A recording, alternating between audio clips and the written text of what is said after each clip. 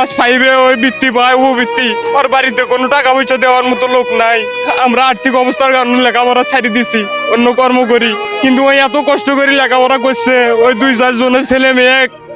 লেখাপড়া টিউশনি করাছে, প্রাইভেট পড়াছে, ওই লেখাপড়ার পাশাপাশি। এতে করে কি মানে আমরা আর কঠিন বিচার চাই? এটা তো ওরা তো ভালো একটা কাজ,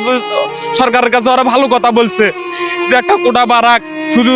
ওই যদি যারা মুক্তিযুদ্ধ করছে তারাই যদি চাকরি পায়, তাহলে আরো তো দেশে অনেক লোক আছে মেধাবী লোক, এরা তাহলে ছোট থাকি এই বৃত্তি পায়, সরকার কৃষক বৃত্তি দিল, তাহলে এই গরিব লোকটা এরা যুদ্ধ করে না, এদের মামা নানা কেউই ছিল না।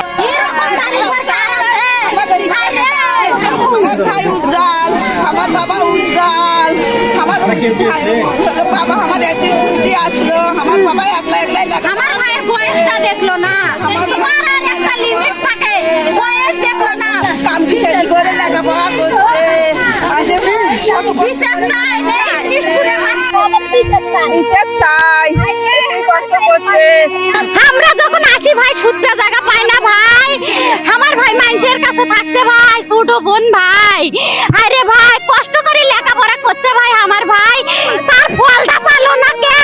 কোন নিষ্ঠুরে মারলো, তার হাতটা কে কাঁপলো না, আমার ভাইয়ের বিচার জানি হয় মৃত্যু, কোন নিষ্ঠুরে মারলো, বাড়িটা দেখেন ভাই, নিজের লেখাপড়া নিজেই করতে ভাই, মৃত্যুর বিচার চাই, যেই নিষ্ঠুর, যেই শয়তান, যেই নিমকহারাম আমার ভাইয়ের উপর দিয়ে গুলি চালাচ্ছে, তাকে আমার সামনে আনুক, তার সামনে বলে আমি বডি দিয়ে ওইভাবে ফুপে মারবো, আমার এটা আত্মা শান্তি পাবি, আমার বাপের আত্মা শান্তি পাবি, আমি মৃত্যুর বিচার চাই, আমার আত্মা শান্তি পাওছে না। আমার যে ছোট ভাই, ও যে সব সময় আমার কাছে ভালো মন্দ কয় আল্লাহ, ও তো যখনই আসে আমার কাছে 10 মিনিট হইলেও বসে, যাইতে আসতে দেখা করে, তাদের বিচার চাই, কঠোর বিচার চাই। আমার দেবর তো পূর্ণ ফাঁসির আসামি না, আমার দেবর তো পূর্ণ বদ ছেলেও না, কোনো খারাপ। আমরা গরিব মানুষ চল, আমার ভাই একটা বিসিএস করে চাকরি নিয়ে আমার ভাই চাকরি করবে, আমি সেদিন কথা বলছিলাম ভাই গ্রামে অনেক শুনে বিসিএস করে, ভাই তোরা করেন তো ভাই, ভাই কয় শুনি বিসিএস মানে একটা নিবন্ধন, ভাই মুই তো জানো না ভাই,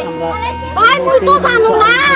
ভাই, তোরা করেন তো ভাই, আমরা তখন কবা পারবো ভাই, আমরা গরিব মানুষ চল, আমার ভাই একটা বিসিএস করে